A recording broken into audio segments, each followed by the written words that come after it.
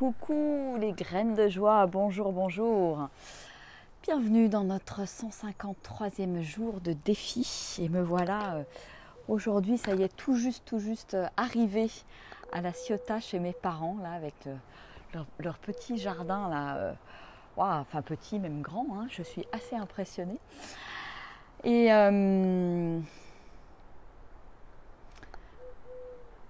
avec beaucoup de... Je suis super heureuse d'être là, en fait. Là, je viens, bon, mon papa n'est pas encore là, mais je viens de retrouver ma maman, de la serrer dans mes bras après un certain nombre de mois. Mars, avril, mai, juin, ça commence à faire. Et je remercie la vie, je remercie d'avoir suivi mon élan de descendre avec mes deux ados. Donc, j'en ai laissé une à la maison qui est en révision. Et je suis super heureuse d'être là. À la fois, ça va me changer d'air. On va pouvoir aller profiter de la mer et puis quelle joie de revoir les gens qu'on aime et de les serrer dans les bras. Et je crois que je mesure vraiment à quel point c'est important pour moi, à quel point c'est... Ouais, de serrer quelqu'un dans les bras, c'est vraiment quelque chose de magique en fait. Donc voilà, donc je suis super heureuse. Et puis aujourd'hui, j'avais envie, ce matin c'est rigolo, j'ai tiré une carte dans le tirage d'Osho sur l'aventure. La vie est une aventure. Je l'aime beaucoup cette carte et j'avais envie de vous en parler dans le défi du jour parce que pour moi, c'est aussi, la vie est une aventure, c'est aussi oser être soi. Et oser être soi est véritablement une aventure de tous les jours, lâcher ses peurs, lâcher ses limites pour oser pleinement vivre l'aventure de la vie sans peur du lendemain et se lancer vraiment là-dedans. Et c'est rigolo parce que j'ai écouté les premières conférences. Je ne sais pas si vous avez vu, il y a un sommet des oasis pour toutes les personnes qui ont envie qui ont un projet, qui sont en découverte, qui rêvent de ça, les personnes qui sont en cours et qui ont envie de monter un oasis. C'est un lieu de vie communautaire. Et il y a toute une série de conférences là, ça a démarré hier ou aujourd'hui, je crois, et j'ai commencé à regarder les premières conférences. Et c'est marrant parce que ça résonnait bien avec cette thématique de l'aventure. Et l'aventure de la vie, l'aventure d'un oasis, c'est vraiment, c'est vraiment une aventure à tous les points de vue, aventure humaine, aventure de construction, aventure avec la nature.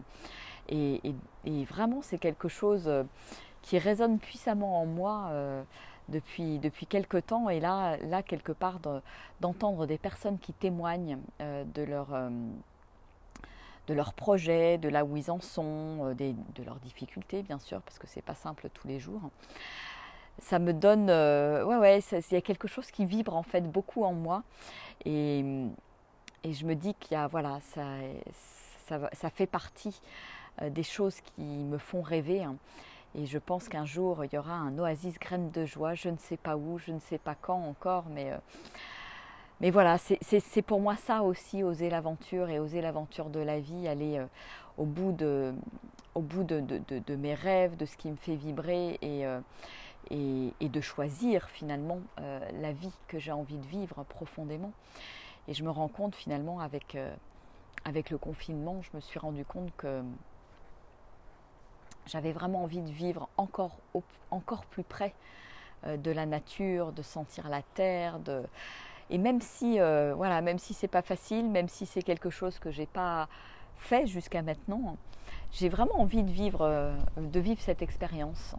Et cette expérience aussi de la communauté, du vivre ensemble, même si là aussi c'est quelque chose de pas facile, mais que chacun puisse être conscient de sa propre écologie intérieure pour pouvoir vivre ensemble du mieux possible et quelque part mettre de côté les égos blessés, toutes ces choses qu'on a besoin soit de laisser sur le côté, soit des blessures qu'on a besoin de Panser.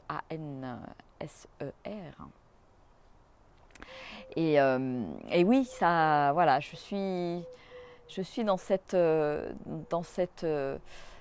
on va dire, énergie de curiosité, d'ouverture. Je crois que je vais regarder toutes ces conférences avec beaucoup d'attention et je sens que ça plante, voilà, il y a plein de petites graines qui vont être plantées et qui vont mettre peut-être un petit peu de temps à pousser, mais voilà, j'ai vraiment envie de me diriger dans cette voie-là. Et ce qui résonne effectivement pour moi, là, c'est vraiment peut-être dans les semaines et les mois à venir d'aller, dans le cadre de mon tour du monde de la joie, visiter des communautés, des oasis qui sont déjà installées et puis de voir voilà, comment ça fonctionne, quels sont les écueils. Et bon, je pense que la partie relations et relations humaines fait partie des points certainement les plus cruciaux et certainement à optimiser aussi pour le mieux vivre ensemble et pour que les projets soient viables dans la durée ou aboutissent tout simplement, parce qu'il y a beaucoup de personnes aussi à un moment donné qui rêvent de ce type de projet, de ce type de vie, mais soit l'ego est trop présent, soit le relationnel flanche. Moi j'en ai vu des projets qui ont... Voilà, ça dure indéfiniment, ça parle, ça tourne en rond et puis voilà, il n'y a jamais personne qui passe à l'action ou au moment de passer à l'action, il n'y a plus personne. Donc voilà, donc c'est vraiment, je pense que ça demande vraiment de se préparer intérieurement finalement pour vivre cette aventure du vivre ensemble et de la communauté. Donc voilà, donc c'est cette thématique-là qui est présente pour moi aujourd'hui et ça c'est vraiment pour moi lié à mon oser être soi. C'est ouais, ce truc-là, ça me fait vibrer. J'ai envie de... Voilà, je le mets dans ma vision en fait. C'est là, c'est présent. Je ne sais pas à quelle échéance. Je ne sais pas comment la vie va m'y emmener, mais j'ai profondément confiance et je sais qu'à un moment donné, il y a des choses qui vont émerger. Et c'est assez rigolo parce que depuis aussi que j'ai cette idée qui a émergé, voilà, il y a ce sommet des oasis qui arrive, donc je vais écouter avec beaucoup d'attention. Et voilà, il commence à y avoir des petites graines, des petits cailloux sur le chemin que je vais suivre au fur et à mesure pour me laisser vraiment porter par ce qui est là et cette envie en fait, c'est toujours une question d'envie, d'élan et de quelle joie quelque part j'ai à me lancer dans tel ou tel projet finalement ou dans telle ou telle aventure.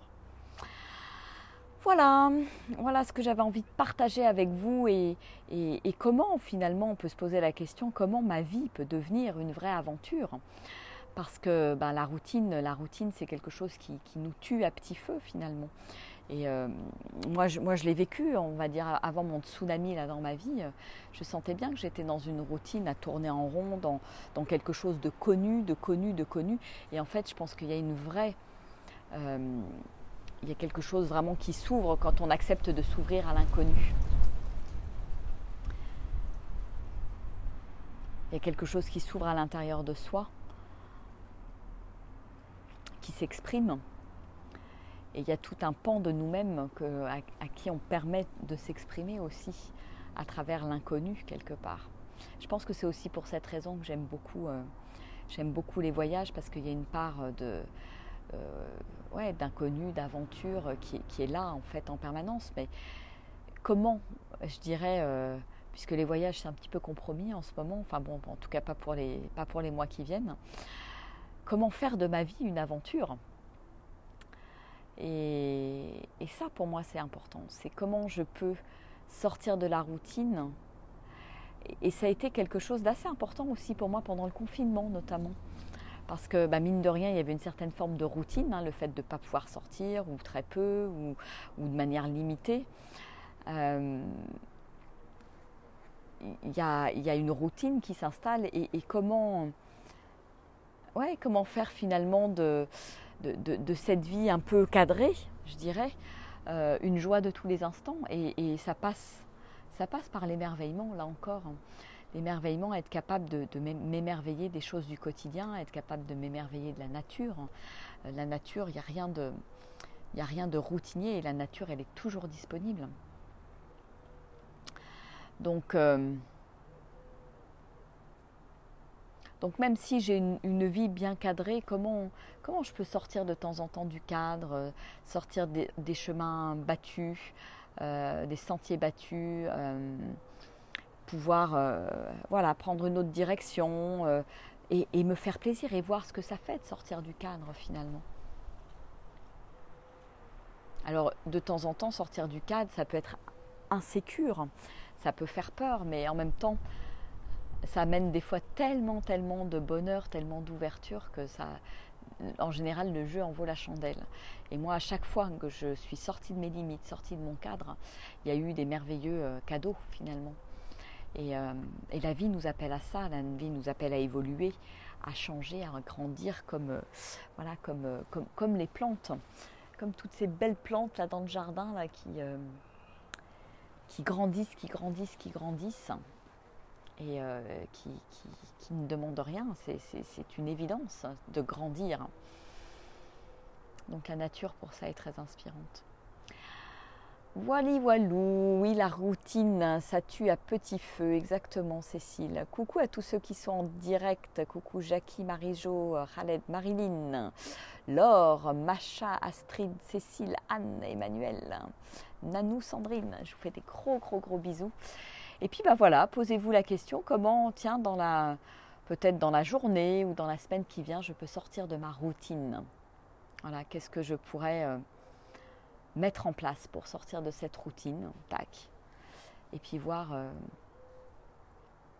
ce que ça fait tout simplement, comment ça résonne pour moi et comment je me sens quand je sors de la routine, qu'est-ce qui se passe, est-ce que je ne vais pas nourrir à l'intérieur de moi l'enfant finalement, l'enfant qui aime la découverte, qui a beaucoup de curiosité pour la vie, qui est en découverte permanente. Il n'y a qu'à voir les petits, ils sortent de leur zone de confort en permanence, ils sont dans l'insécurité en permanence, ils apprennent en permanence et ils grandissent. Voilà. Donc comment rester quelque part dans cette belle dynamique de vie finalement. Oui, le jardin est absolument magnifique. Je suis complètement d'accord, Marie-Jo. Je suis même ébahie. Et ce soir, je ferai, je pense, les rendez-vous du lundi dans le jardin. Là, il y a un très beau figuier là juste derrière.